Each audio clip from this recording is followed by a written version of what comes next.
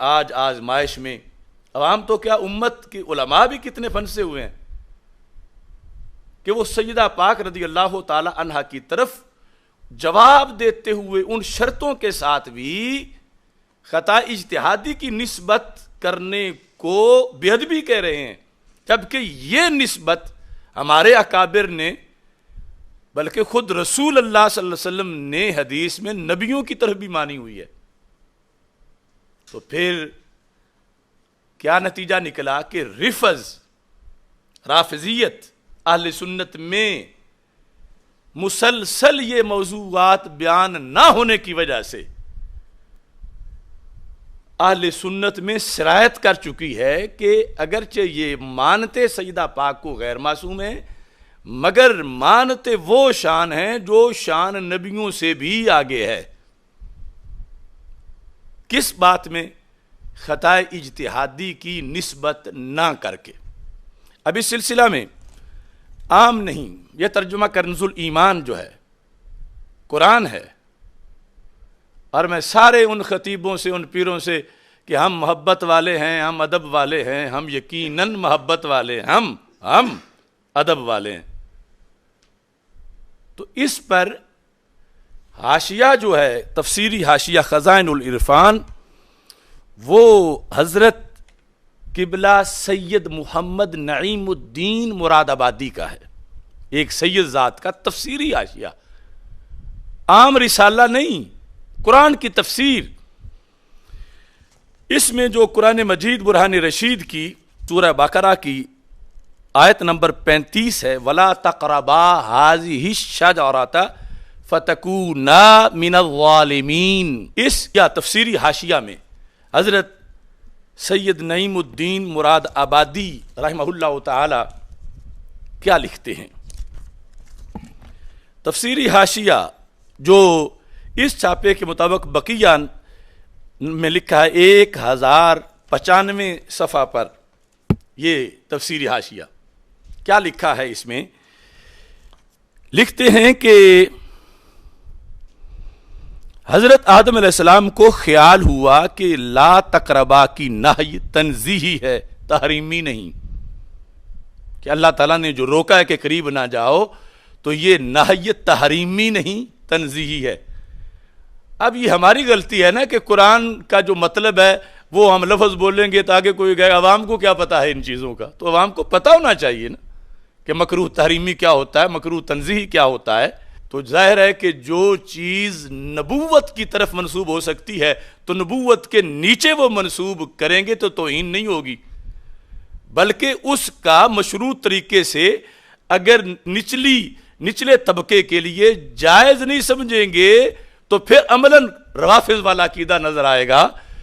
کہ یہ تو اس طبقے کی شان نبیوں سے زیادہ مانتے ہیں، کہ نبیوں کی طرف نسبت جائز سمجھتے ہیں اور سیدہ کی طرف نسبت جائز نہیں سمجھ رہے۔ اب یہ جملہ دیکھو، یہ تمام سادات کرام،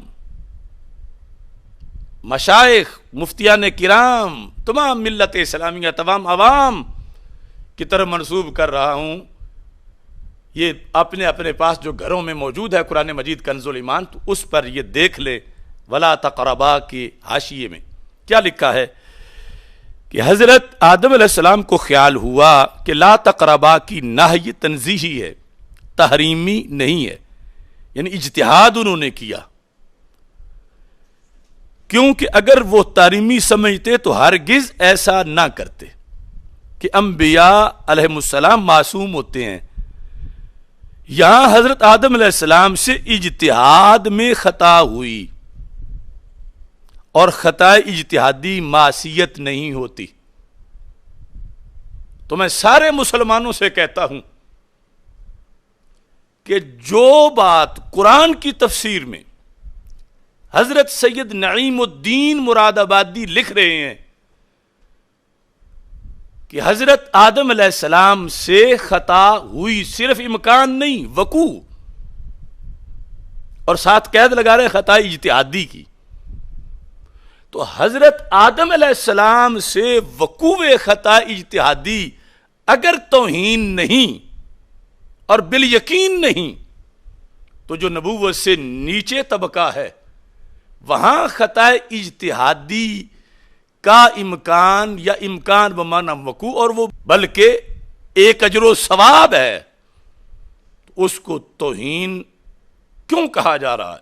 اور اگر کہا جا رہا ہے تو روافض کے نظریے پہ کہا جا رہا ہے، کیونکہ روافض جو ہیں وہ معصومیت کو نبوت سے بھی آگے مانتے ہیں،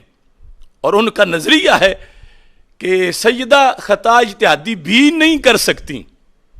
اور اگر سنی نبی کی تو خطا اجتہادی کا وقوع بھی مانے اور سیدہ پاک کی خطا اجتہادی کا امکان بھی نہ مانے، تو پھر کیا ثابت ہوا کہ یہ ٹولہ جو ہے غیر محسوس طریقے سے روافض کے نظریے پر ہے۔ اگر اہل سنت کے نظریے پر ہوتا تو جہاں جو چیز نبوت کی طرف منسوب ہو سکتی ہے وہ نبوت سے نچلے طبقے کی طرف کیوں نہیں منسوب ہو سکتی؟ اور پھر اس کو گستاخی کیسے کہا جا سکتا ہے؟ بلکہ اگر نفی کی جائے گی تو پھر گستاخی بنے گی۔ کس طرح نفی کی جائے گی کہ امکان ہی نہیں، تو پھر یہ ہوگا کہ نبوت کی توہین ہو رہی ہے کہ نبوت میں تو یہ لوگ امکان مانتے ہیں، یہ ہمیں دیوبندی کہیں گے، خارجی کہیں گے، سارے لوگ کہیں گے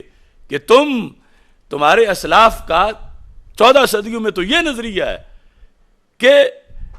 اہل بیت کا مقام اور صحابہ کا مقام نبوت کے نیچے ہے، لیکن عملاً تم اوپر مان رہے ہو۔ چونکہ کس طرح اوپر مان رہے ہو کہ تم ایک نبی حضرت آدم علیہ السلام کی طرف تو خطا کی نسبت کر رہے ہو، خطا اجتہادی کہہ کر، اور وہ کہ معصیت نہیں، اگرچہ مکروہ تنزیہی سمجھا، اجتہاد میں اجتہاد تھا، اور اجتہاد میں جو خطا ہوئی وہ معصیت نہیں، عیب نہیں۔ تو یہ بات جب ایک نبی علیہ السلام کے لیے مانتے ہیں اہل سنت، اور اس میں شک نہیں، اور یہ ہم نہیں کہہ سکتے کہ یہ ادب والوں کی زبان نہیں، سید نعیم الدین مراد آبادی کو ادب سکھانے کی ضرورت ہے؟ تو کیا یہ بے ادبی کی ہے سید نعیم الدین مراد آبادی نے کہ اللہ کے عظیم پیغمبر سیدنا آدم علیہ السلام کے بارے میں صرف امکان نہیں، وقوع لکھا خطا اجتہادی کا، اور پھر کہا کہ یہ معصیت نہیں؟ تو مجھے اس لحاظ سے بھی کہنا پڑ رہا ہے، کروڑوں سلام ہوں سیدہ کی پاک نسل کو، پاک ذات کو، ہم ان کے قدموں کی خاک۔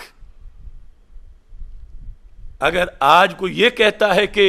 خطا اجتہادی کی نسبت ان کی طرف اگر کی جائے گی تو سیدوں کو تکلیف ہوتی ہے، تو میں کہوں گا حضرت آدم علیہ السلام کی کوئی اولاد نہیں دنیا میں، حضرت آدم علیہ السلام کا کوئی بیٹا نہیں کہ ان کی طرف تو مان رہے ہو نسبت خطا اجتہادی کی اور کوئی توہین نہیں ہوئی؟ تو پھر اگر رافضیوں والا عقیدہ نہ ہو تو پھر سیدہ پاک رضی اللہ تعالی عنہا کی طرف خطا اجتہادی کے امکان یا وقوع کی نسبت جن شرطوں کے ساتھ جوابی طور پر ہم نے کہا، اسے بے ادبی کہنا خطا ہے، کیونکہ جب نبیوں کے لیے مان رہے ہو تو پھر نبیوں کے نیچے ماننا یہ بے ادبی نہیں، یہ نظریہ اہل سنت ہے، اس سے سیدہ طیبہ کی شان پہ حملہ نہیں ہوتا۔ رسالت کا نعرہ دنیا میں لگا